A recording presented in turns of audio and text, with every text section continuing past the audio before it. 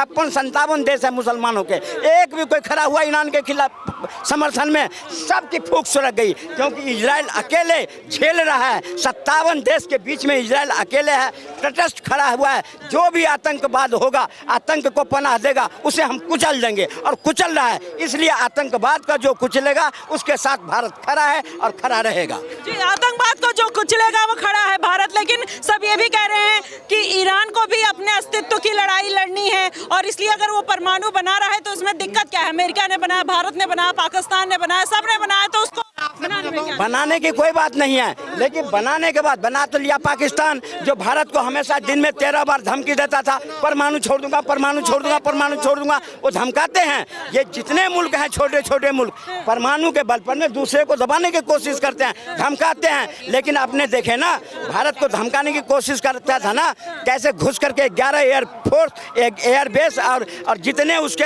आतंकवादी अड्डे थे, कैसे ध्वस्त कर दिया, कहाँ चली गई। इसलिए अमेरिका नहीं चाहता कि ये लोग परमाणु संपन्न हो और छोटे छोटे जो लोग हैं उनको धमकाए, इसलिए उनको ये बाध्य किया गया कि परमाणु जो उनके ठिकाने थे उसको ध्वस्त किया गया है। भारत का एक ही तबका जो है वो खुलकर ईरान को, गाजा, फिलिस्तीन को गलत बता रहा है, इजराइल को आतंकी संगठन बता रहा है, उस पर आप क्या कुछ कहना चाहेंगे? क्योंकि इजराइल ने काफी कुछ समर्थन दिया भारत। पहले नसरुल्लाह, फिर अब्दुल्ला, कौन कौन था, सबको ठोका ना, हमास को ठोका ना, फिलिस्तीन को ठोका ना, और अमेरिका खुद आया, वो ईरान उस टाइम बैक साइड से उसको सपोर्ट कर रहा था, लेकिन जब अब फ्रंट पर भी आ गया तो अब निकाल रहा है ना भभकी। अब वो गुस्से में इजराइल पर तो आक्रमण कर रहा है, लेकिन आज भी जो इजराइल है मानवता का परिचय दे रहा है, धैर्य का परिचय दे रहा है, सिविलियन पर नहीं कर रहा है आक्रमण। लेकिन देखिए दुष्टों को, इन नालायकों को, ये सिविलियन इलाके में बम छोड़ते हैं, ड्रोन छोड़ते हैं। आज भी इजराइल अगर छोड़ रहा है तो उनके जो साइंटिस्ट हैं, उनके जो वैज्ञानिक हैं, उनके जो डिफेंस है उसको मार रहा है, सिविलियन को नहीं मार रहा है। लेकिन ये दुष्ट प्रवृत्ति के लोग हैं। आपने देखे थे ना, जब सिंदूर ऑपरेशन हुआ था, हमने आतंकवादी को मारा, लेकिन उनने कहाँ ड्रोन गिराया था? हमारे तंगधार, तमाम ऐसी जगहों पर, रियासी क्षेत्र में। तो इनकी बुद्धि जो है, इनकी वो जो जिहादी किस्म के है, उसको दुनिया देख रहा है, देश देख रहा है, सब देख रहा है इस तरह से। इसीलिए इजराइल के साथ भारत तटस्थ खड़ा है। तो यहाँ पर जो लोग विरोध करते हैं भारत का ही, वो कहते हैं कि भारत, प्रधानमंत्री तो कोई स्टेटमेंट नहीं दिया इजराइल के पक्ष में, तो फिर कैसे हम इजराइल का साथ दे दें? हम तो खुलकर ईरान के साथ खड़े रहेंगे, गजा के साथ खड़े रहेंगे, फिलिस्तीन के साथ खड़े रहेंगे। उन पर क्या कुछ? तो जाओ ना, अगर समर्थन कर रहे हो तो जाओ, लड़ो वहाँ पर। मैं फिलिस्तीन में जाओ, लगभग 20,000 फिलिस्तीन में थे हमारे। ये डरपोक बात करेंगे? 20,000 मात्र फिलिस्तीन में थे। जब वहाँ युद्ध शुरू हुआ, मोदी जी बचाओ, मोदी जी बचाओ चिल्लाने लगे, और 1 लाख हिंदू इजराइल के अंदर है, एक भी मोदी को नहीं कहा जो मुझे ले जाओ। आज भी वहाँ तटस्थ खड़ा है, वहाँ की सरकार के साथ खड़ा है। ये होती है हिम्मत हिंदुओं में। और तुम चिल्लाते हो डरपोक, तुम तुरंत चिल्लाने लगे मोदी जी मुझे बचाओ, मोदी जी मुझे बचाओ, और रोज कभी 200 कभी 300 वहाँ से निकाल के ला रहे हैं वहाँ पर। और आने के बाद एयरपोर्ट पर एक भी नहीं कहता मोदी जी थैंक यू। ये जाहिल किस्म के लोग हैं। अभी तो सरकार है यहाँ मोदी जी की, हर क्षेत्र में, हर जगह। वरना अगर कांग्रेस की सरकार होती ना, शाहीन बाग घेर के बैठ जाते फिलिस्तीन के और हमास के झंडा लेकर के। लेकिन निकाल के देखो झंडा, वो झंडा अच्छी तरह से पिछवाड़े धुकेल दिया जाएगा। अब वो सरकार नहीं है जो तुम्हारे पीठ पे होते थे, अब वो सरकार है। अगर गलत करोगे तो भुगतोगे। देश के साथ चलना होगा, चलते रहो, कोई परेशानी नहीं है। रहो आराम से, खाओ पियो, देश के साथ रहो, देश के गुणगान करो, देश के झंडा बुलंद करो। जिस तरह से अभी हुआ था सिंदूर ऑपरेशन, 140 करोड़ लोगों ने, हिंदू हो, मुसलमान हो, सिख हो, भारत सरकार के साथ खड़ा हुआ, और भारत की सेना ने पाकिस्तान में घुस करके उनके नष्ट नाबूद कर दिए। ये होती है भारत की ताकत, और इसी ताकत के साथ खड़े रहो। माने दो फिलिस्तीन में कौन मर रहा है, तुम्हें खाने के लिए देगा, लेकिन अगर झंडा यहाँ उठाओगे तो झंडा पिछवाड़े ठोक दिया जाएगा। देखिए, इन्होंने पूरा एक्सप्लेन कर दिया। थोड़ा सा आप आराम कर लीजिए, और भी लोगों से बात कर लेते हैं। सर, ईरान और इजराइल का जो युद्ध चल रहा है, क्या कुछ कहना चाहेंगे? किस तरीके से देखते हैं? नहीं देखो, ये देखना तो मोदी जी को है, नहीं हमारे लोगों के देखने से कुछ हो रहा, ये तो मोदी जी को देखना है। और जब हमारा युद्ध हुआ, हमारे साथ कौन आया था जी?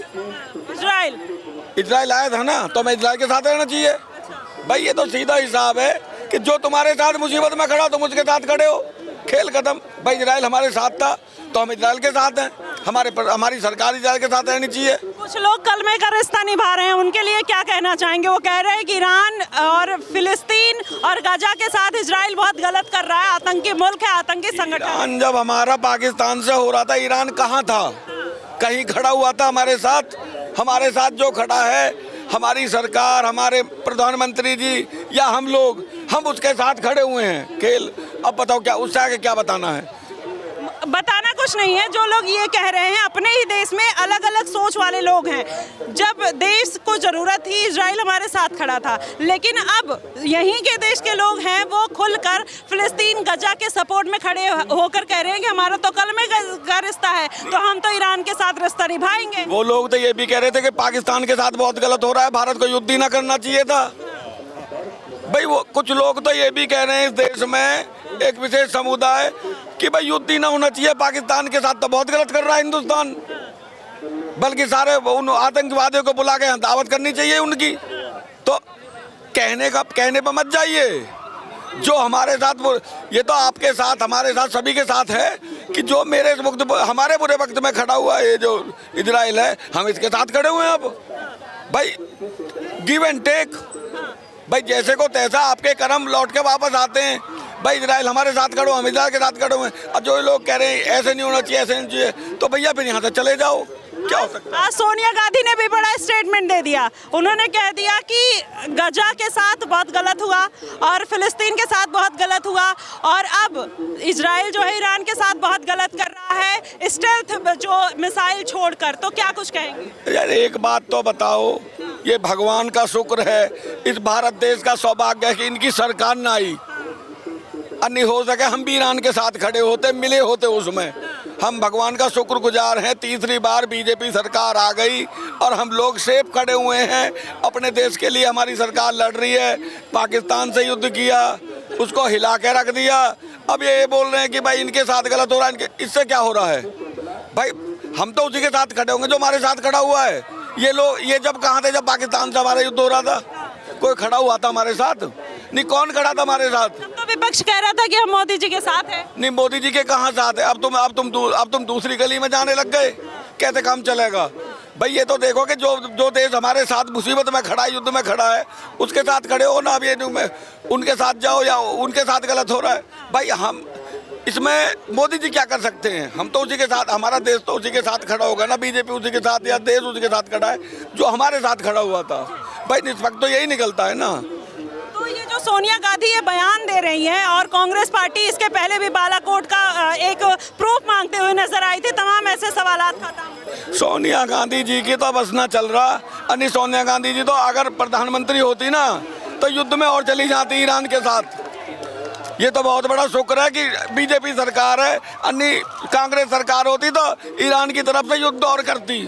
तो जी बिल्कुल, देखिए जनता का खुलकर ये मानना है कि अब जिस तरीके से ये बात कह रहे हैं, अलग अलग उनके जो वैचारिक मतभेद है देखने की कोशिश हमने की कि आखिरकार उनके मन में क्या है। हमने उनका मन टटोला, आपने देखा कि वो क्या कुछ सोचते हैं। लेकिन फिलहाल इस मुद्दे को लेकर आपका क्या कुछ सोचना है, क्या कुछ मानना है, आप हमें कमेंट बॉक्स में जरूर बताइएगा। फिलहाल के लिए बस इतना ही। देश और दुनिया की तमाम खबरों के लिए हमारे साथ बने रहिएगा द न्यूज़पेपर पर।